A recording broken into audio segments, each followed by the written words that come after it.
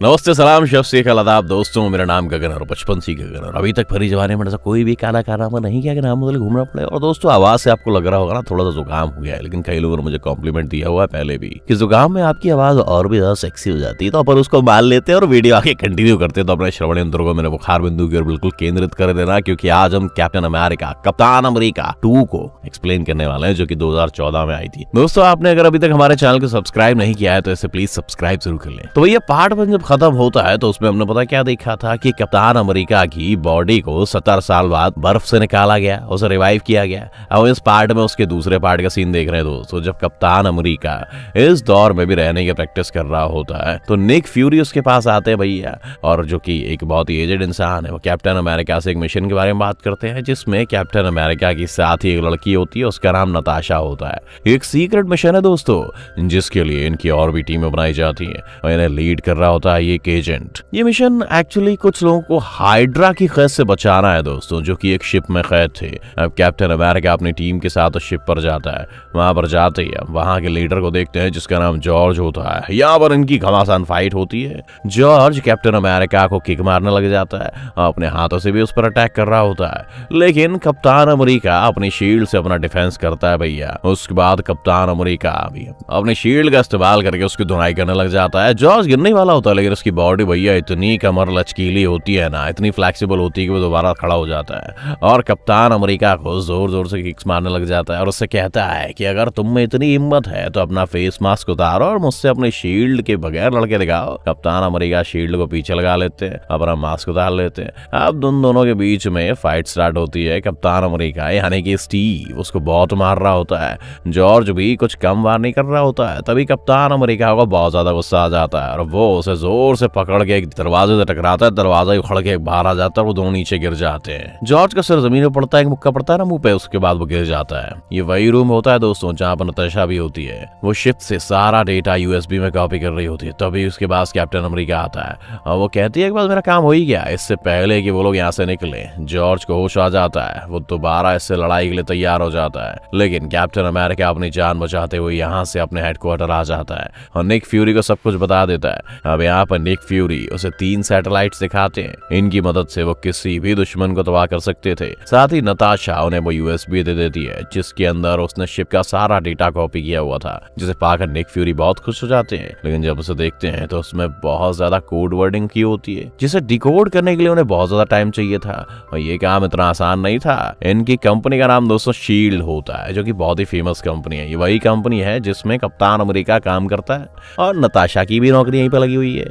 और इन सबको खबर होती है कि शील्ड में एक ऐसा जासूस है, यानी कि कोई ऐसा आदमी है जो कि हाइड्रा के साथ मिला हुआ है और वो शील्ड के अगेंस्ट है। हाइड्रा वही है जो शील्ड के अगेंस्ट है और उसका कोई आदमी यहाँ पर बहुत खतरे की बात है। अगर वो यहाँ पर है तो निक फ्यूरी अपने घर जा रहे होते हैं भैया, तभी रास्ते में उनका एक्सीडेंट हो जाता है और उन्हें चारों तरफ से घेर लिया जाता है। वो पुलिस होती है और तभी वहां पर हम एक आदमी को देखते हैं जिसने अपना फेस कवर कर रखा था, लेकिन उसे द विंटर सोल्जर के नाम से जाना जाता है भैया। निक फ्यूरी काफी जीनियस होते हैं तो वो वहां से निकल लेते हैं और सीधा कैप्टन अमेरिका के पास आ जाते हैं। ये कैप्टन अमेरिका का घर होता है तो निक फ्यूरी उसे बताते हैं कि स्टीव, मेरी जान खतरे में भैया। नताशा ने जो डेटा कॉपी करके मुझे दिया है ना, वो यूएसबी मेरे पास है, जिसे बहुत से लोग हासिल करना चाहते हैं। मुझ पर रास्ते में हमला भी हुआ है, जिसके पीछे हाइड्रा का हाथ है। मैं नहीं चाहता ये लोग मुझे मारे। अभी के लिए तुम एक काम करो, यूएसबी अपने पास रखो, ताकि अगर मुझे कोई पकड़ भी ले तो उनके हाथ ये ना लगे ये यूएसबी। जो डेटा इतनी मुश्किल से हमने हासिल किया है ना, वो हमारे हाथ से निकलना चाहे। लेकिन तभी वहां पर एक और अटैक होता है और ये अटैक किसी और ने नहीं बल्कि उसी द विंटर सोल्जर ने कराया था, जिसकी वजह से निक फ्यूरी की डेथ हो जाती है दोस्तों।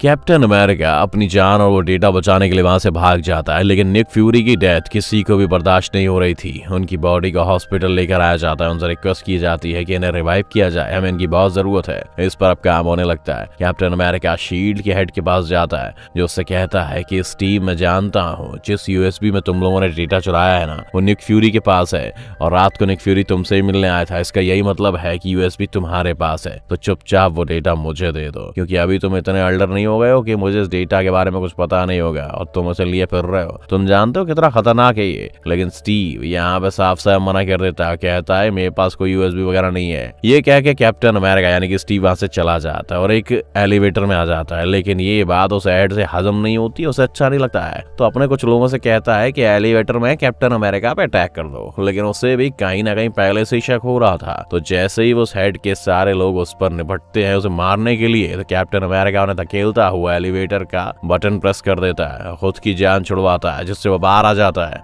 उधर नताशा को भी कैप्टन अमेरिका की फिक्र हो रही होती है। वो उसे ट्रेस कर लेती है और उसको अपने पास बुलाती है। उससे वो यूएसबी लेते हुए इस डेटा को पढ़ने की कोशिश करती है। इसे डिकोड करने के बाद इनको पता चलता है कि उनकी कंपनी जो कि शील्ड है, उसकी दूसरी ब्रांच एक और कंट्री में थी जहां पर उनका काफी ज्यादा डेटा है। अगर उन्होंने वो हासिल कर लिया तो इनकी एजेंसी शील्ड को काफी ज्यादा फायदा होगा। अब ये दोनों शहर में जाते हैं जहां पर ये एजेंसी की दूसरी ब्रांच होती है, लेकिन वहां जाते ही इन्हें पुराने कंप्यूटर्स के अलावा कुछ भी नहीं मिलता दोस्तों। उन कंप्यूटर्स पर एक फिल्म चलने लगती है जो कि एक साइंटिस्ट की होती है दोस्तों। वो नहीं चाहता था कि कोई भी यहाँ पे आके डेटा चुराए, और उन रिकॉर्डिंग्स में साफ साफ जाहिर था कि शील्ड के बारे में जितनी भी इंफॉर्मेशन है वो हाइड्रा को भी है, क्योंकि शील्ड की कई ज्यादा लोग हाइड्रा की तरफ भी आए और हाइड्रा के कुछ स्पाइस भी शील्ड्स में गए।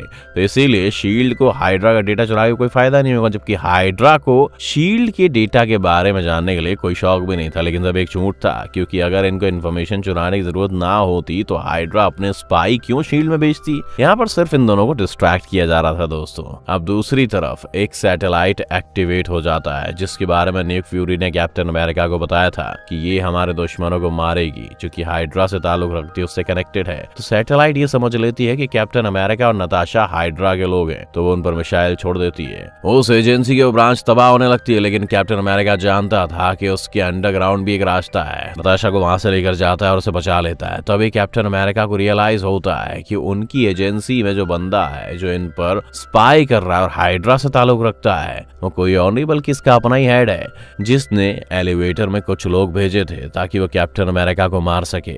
और इनका अपना ही बंदा ऐसा क्यों करेगा?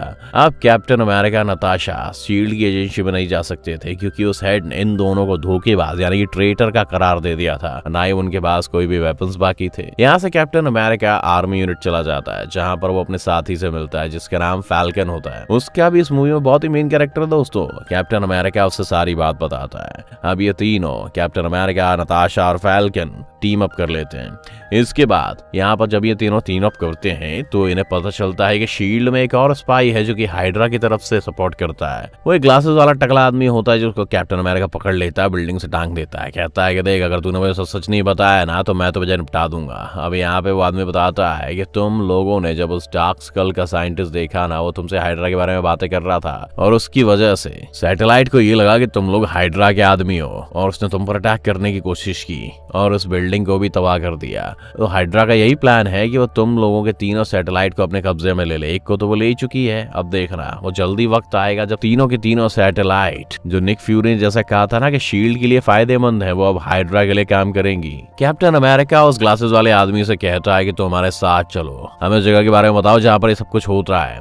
वो आदमी इनके साथ गाड़ी में बैठ जाता है, लेकिन ज्यादा दूर नहीं गए होते हैं लोग, इन पर विंटर सोल्जर ने अटैक कर दिया होता है, और वो गाड़ी का शीशा तोड़ते हुए उस ग्लासेस वाले आदमी को अपने साथ बाहर ले जाता है कि तुमने इन सबको हमारे बारे में क्यों बताया। वो उसे मारने के लिए अपने साथ लेकर गया था, क्योंकि उसने इनको धोखा दिया था। अब कैप्टन अमेरिका ऐसा नहीं चाहता था कि इतनी मुश्किल से इनके हाथ कोई आदमी आया जो इन्हें इतनी सारी नॉलेज दे रहा है। वो अपनी गन लेकर बाहर जाता है ताकि विंटर सोल्जर से लड़ सके। जैसी लड़ाई शुरू होती है तो विंटर सोल्जर उसका मास्क उतर जाता है, और ये देखकर हम सब काफी हैरान रह जाते हैं कि विंटर सोल्जर कोई और नहीं बल्कि कैप्टन अमेरिका का अपना दोस्त बकी बार्न्स होता है। यहाँ ये सुन लीजिए कि बकी बार्न्स हाइड्रा का मेंबर कैसे बना, हाइड्रा के लिए काम क्यों करता है। क्योंकि पार्ट 1 में जब वो ट्रेन से गिर गया था दोस्तों, तो हमें ये लगा था कि शायद वो मर गया है, लेकिन नीचे से हाइड्रा के लोगों ने बचा लिया था, और उसका जितना ज्यादा माइंड वॉश किया, शील्ड के अगेंस्ट बातें भरी, इवन कैप्टन अमेरिका के खिलाफ भी बातें भरी, कि अब वो हाइड्रा के लिए काम करना शुरू हो गया। नेक्स्ट सीन में हम देखते हैं दोस्तों कि कैप्टन अमेरिका निक फ्यूरी से मिलने जाते हैं, जो कि अब जिंदा हो चुके थे।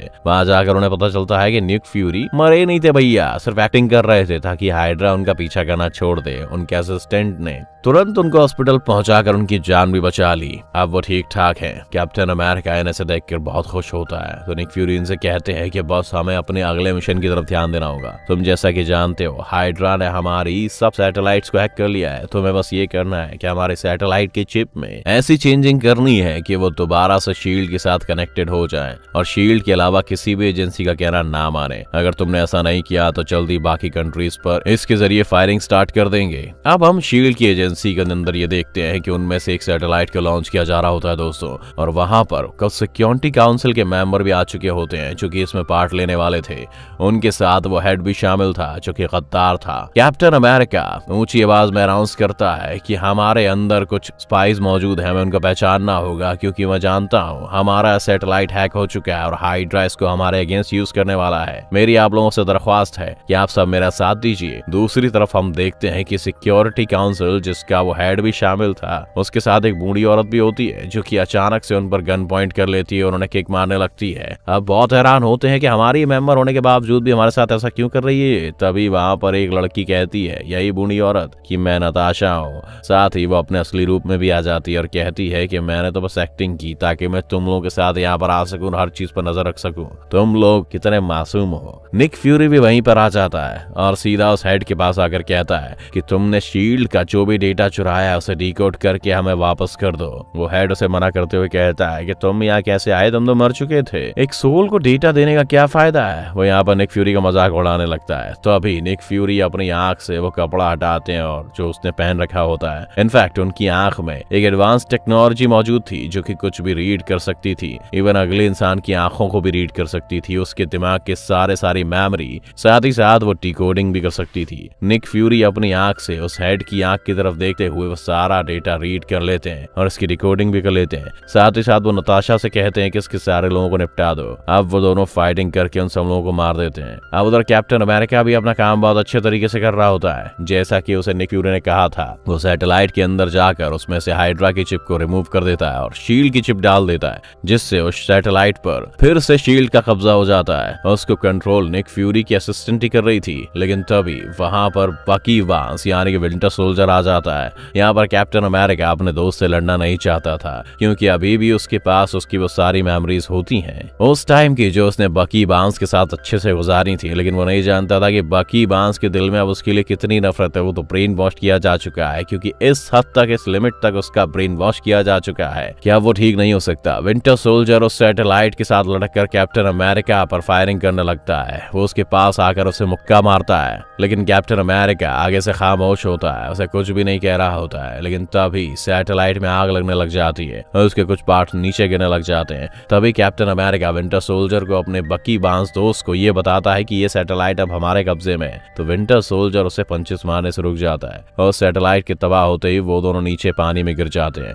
नीचे गिरते ही कैप्टन अमेरिका बेहोश हो जाता है, जबकि बकी बांस यानी कि विंटर सोल्जर जिंदा होता है। लेकिन अचानक पता नहीं उसे वहां पे क्या याद आता है। वो कैप्टन अमेरिका को पानी से बाहर निकालता हुआ बाहर आ जाता है और खुद जंगल की तरफ जाकर गायब हो जाता है। इसके बाद इसका किसी को पता नहीं चलता। अब यहाँ सीन चेंज हो जाता है। हम नताशा को देखते हैं, वो प्रेस कॉन्फ्रेंस से बात कर रही होती है कि अब सब कुछ ठीक हो गया है, हमने हाइड्रा को हरा दिया है, सब कुछ हमारे कंट्रोल में है। और अब मूवी के लास्ट सीन में हम कैप्टन अमेरिका और निक फ्यूरी को साथ में देखते हैं जो कि एक ग्रेव पर खड़े होते हैं और वो ग्रेव किसी और की नहीं बल्कि निक फ्यूरी की नकली ग्रेव थी। निक फ्यूरी कैप्टन अमेरिका से कहते हैं कि तुम यहाँ पे किसी को मत बताना कि मैं जिंदा हूँ, लोगों को बस यही लगते रहने दो कि मैं मर चुका हूँ, ताकि ना ही कोई मेरे पीछे आए, ना सब लोग यही समझें कि शील्ड का एक अच्छा बंदा जो कि हर किसी से लड़ सकता है भी जिंदा है, क्योंकि मैं छिपकर उनके अगेंस्ट काम करना चाहता हूँ और यही बेटर ऑप्शन है।